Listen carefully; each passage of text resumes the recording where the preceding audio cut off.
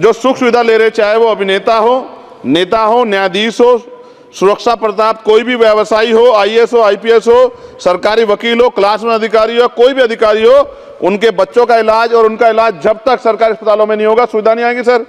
आज हालात देखिए सर, अगर कोई महामारी आ जाए, पहले तो मैं कुदरत से प्रार्थना करूंगा ना आए, अगर आ जाए सर, क्या निपटने की तैयारी है? धन्यवाद। ऑक्सीजन नहीं है सर, कोरोना काल में हम देखा। बंद करोगे? हो गई बात आपकी, नहीं आपकी हो गई। नहीं सर, भाइयों में झगड़ा हो जाएगा आज सर। नहीं, कोई झगड़ा नहीं। श्री चंद्रशेखर जी, हो गई बात, आ गई आपकी, सब बात आ गई। श्री चंद्रशेखर जी, माने दादा बैठ जाओ, चलो। धन्यवाद। मैं माननीय सभापति जी आपका धन्यवाद करता हूं कि आपने मुझे मेरी बात रखने का मौका दिया। मान्यवर, जिस क्षेत्र से मैं आता हूं, नगीना से, वहां मेरी मांग है कि नेटौर में एम्स हॉस्पिटल बनवाया जाए, क्योंकि वहां पर एक भी हायर सेंटर नहीं है। नगीना के शेरकोट में सामुदायिक स्वास्थ्य केंद्र का निर्माण कराया जाए, बहुत ज़रूरत है सर। नगीना के ग्राम चक सहजानी में अस्पताल है, ईसीजी मशीन है, ऑक्सीजन है, लेकिन चलाने वाला स्टाफ नहीं है, डॉक्टर अवेलेबल कराए जाएं सर। नगीना के धामपुर में स्वास्थ्य केंद्र बना था, सामुदायिक स्वास्थ्य केंद्र 2018 में, लेकिन डॉक्टर ही नहीं है सर। तो डॉक्टर नहीं होंगे तो लोगों की जान जाती है, इसलिए आपसे मांग है कि ये इसको पूरा किया जाए। नगीना के जलालाबाद कस्बे में सरकारी अस्पताल की ज़रूरत है। नगीना के शोरा कस्बे में सीएससी में एक्सरे मशीन और अल्ट्रासाउंड मशीन ही नहीं सर। शोरा में एक भी सरकारी एम्बुलेंस नहीं है, उसकी व्यवस्था होनी चाहिए। सहसपुर नगर में मात्र एक प्राथमिक चिकित्सालय है और वो 6 बेड का, 2 बजे के बाद डॉक्टर नहीं मिलता, कोई महिला डॉक्टर नहीं है, बहुत परेशानी होती है क्षेत्र के लोगों को। नेटौर में सरकारी हॉस्पिटल में एक्सरे मशीन नहीं है और गायनोलॉजिस्ट भी नहीं है सर। साथ साथ कोई नाइट शिफ्ट में कोई डॉक्टर नहीं मिलता सर, मैं जाके कई बार मैंने देखा है।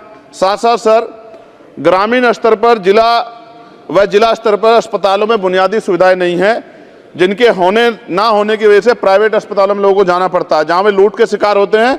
आम जनता की जेब का क्या हाल है, किससे छिपावा नहीं है।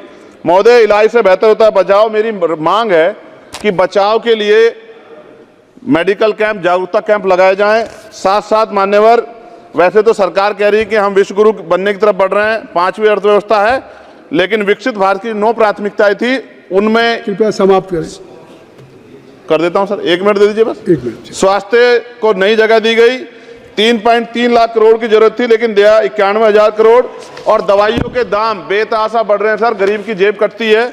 मान्यवर, ज्यादातर सरकारी अस्पताल में डॉक्टर नहीं है, तो इनकी डॉक्टरों की मांग पूरी कर दिया। साथ साथ जो जनता के पैसे से, मान्यवर ये बहुत इंपॉर्टेंट है, जो सुख सुविधा ले रहे, चाहे वो अभिनेता हो, नेता हो, न्यायाधीश हो, सुरक्षा प्रताप, कोई भी व्यवसायी हो, आईएएस हो, आईपीएस हो, सरकारी वकील हो, क्लास में अधिकारी हो, कोई भी अधिकारी हो, उनके बच्चों का इलाज और उनका इलाज जब तक सरकारी अस्पतालों में नहीं होगा, सुविधा नहीं आएगी सर।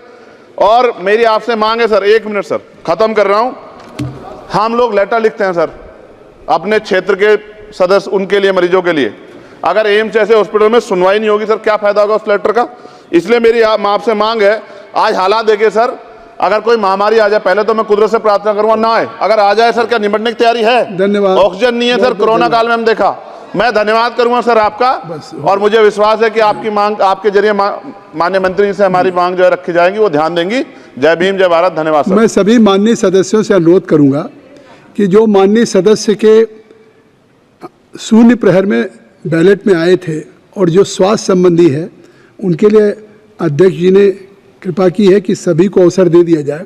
तो जो स्वास्थ्य संबंधी विषय हैं, उस पे 2-2 मिनट आप अपनी बात रखें तो